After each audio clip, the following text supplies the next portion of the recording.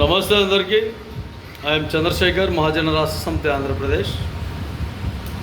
రాష్ట్రంలో కానీ దేశంలో కానీ ప్రతిపక్ష నాయకత్వం ఏ విధంగా ఉండాలంటే అధికార పార్టీ అధికార నాయకత్వం ఎక్కడైనా పొరపాట్లు చేస్తే సరిదిద్దుకోవాలని హెచ్చరించాలి.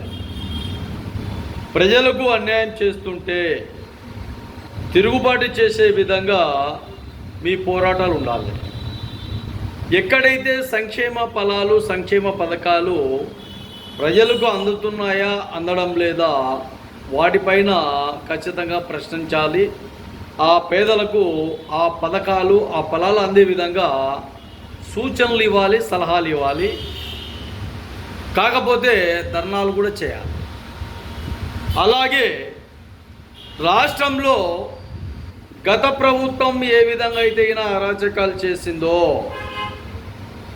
వాటిని కూడా ఓసారి మీ దృష్టికి ఎంతవరకు వచ్చాయో లేదో గమనించి ఆలోచన చేసి నెక్స్ట్ ఈ ప్రభుత్వం ఏ విధంగా అయితే వివక్ష విధానాలతో కానీ రాష్ట్రంలో అలజడులు మొదలయ్యాయో అరాచకాలు ఎక్కువయ్యాయో వాటిపైన కూడా క్లారిటీగా మాట్లాడే విధంగా నాయకత్వానికి ప్రతిపక్ష నాయకత్వానికి ఉండాలి.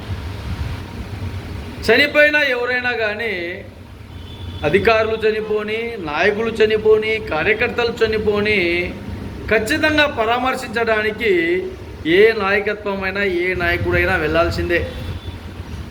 కానీ ఆ వెళ్ళే విధానంలో పరామర్శించే విధానం ఏ విధంగా ఉండాలంటే వేల కొద్దీ జనాలతో కాదు. అది ఎవడైనా కానీ, ఏ పార్టీ నాయకుడైనా, ఏ పార్టీ అధినాయకులైనా కానీ మౌనంగా వెళ్ళాలి, వాళ్ళను పరామర్శించాలి. వీలైతే మీకు చేయుతోనే ఇచ్చే విధంగా వాళ్ళకు ఆర్థిక సాయం అందించే విధంగా ఉండాలి. భుజం తట్టి ప్రోత్సహించాలి. ఇంకా నేనున్నాను, మన నాయకత్వం ఉంటుంది, మీరు ఎక్కడ కూడా ఇబ్బందులు కావకండి, గురి కావకండి, నేనున్నాను అని చెప్పి అధికార పార్టీల కంటే ప్రతిపక్ష నాయకుడు ఇంకా హోప్స్ ఇవ్వాలి.